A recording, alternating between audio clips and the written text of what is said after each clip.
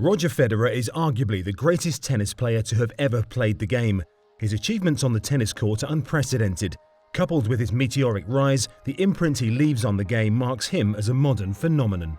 His style draws comparisons with the arts, his movement balletic, poetry in motion, like an artist creating a masterpiece, the court his canvas, and with every shot a stroke of the brush. His is the perfect game, a unique brand of tennis never before seen, a balanced art. Boasting grace and poise both on and off the court, tennis enthusiasts consider him one of the most likeable sporting figures of his generation. He's established himself as the perfect client, transforming himself into a style icon, amassing lucrative endorsements, taking him to the top of the Forbes highest paid athletes list in 2020.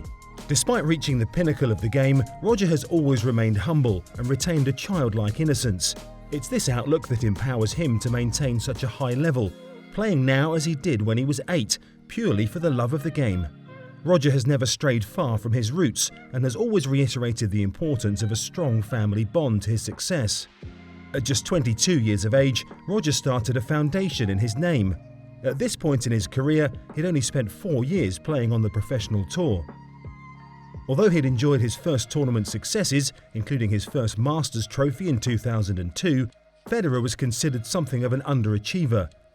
But his desire to give back, even at such an early stage in his career, was formidable.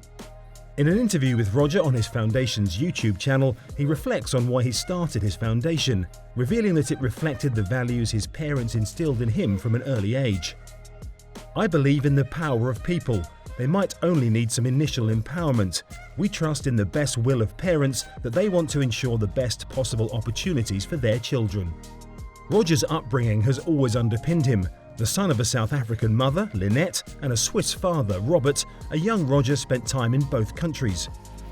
On travelling to southern Africa, he recalls processing the differences between the two very different countries. He knew he was privileged. Born into a middle-class Swiss family, Roger instilled in himself an overarching sense of perspective. A young Roger knew he was lucky. All great people are fortunate in some respects. Throughout his foundation website, Roger writes a lot about the importance of opportunity and empowerment. Roger's family provided him with both.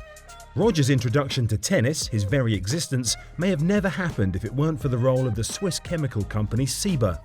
In 1970, a young Robert Federer was working for Ciba as a lab technician in Basel. Bored with the mundane and eager to travel, Robert took the opportunity to move to South Africa to work for a local plant in Johannesburg.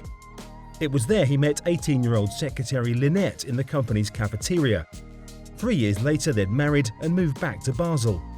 9 years on, their daughter Diana was born, and 20 months later, on the 8th of August 1981, their second child, a son, was born.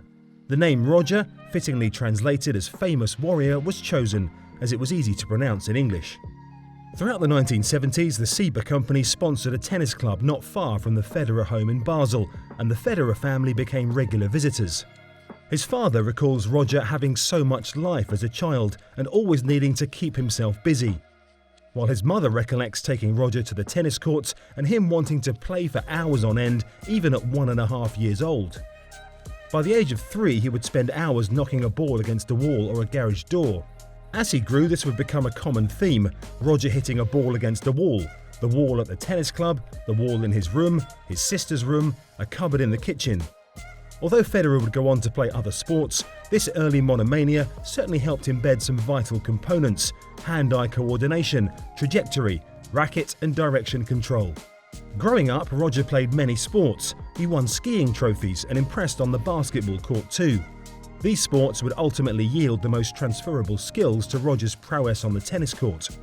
The balance, efficiency, weight transference of skiing, and the low centre of gravity, agility, directionality, end-to-end fitness, and precise trajectory calculations of basketball.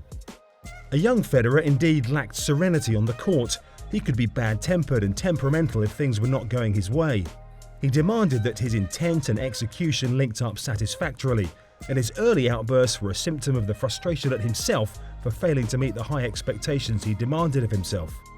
Showing emotion or explicitly the wrong passion impacted his tennis negatively. It gave his opponent an insight into his state of mind. Still, his sentiment was raw, the feeling that only comes with really truly loving something. Roger would often be inconsolable after losing matches, his mother recalls, but the tears just showed how ambitious Roger was, how determined he was to succeed.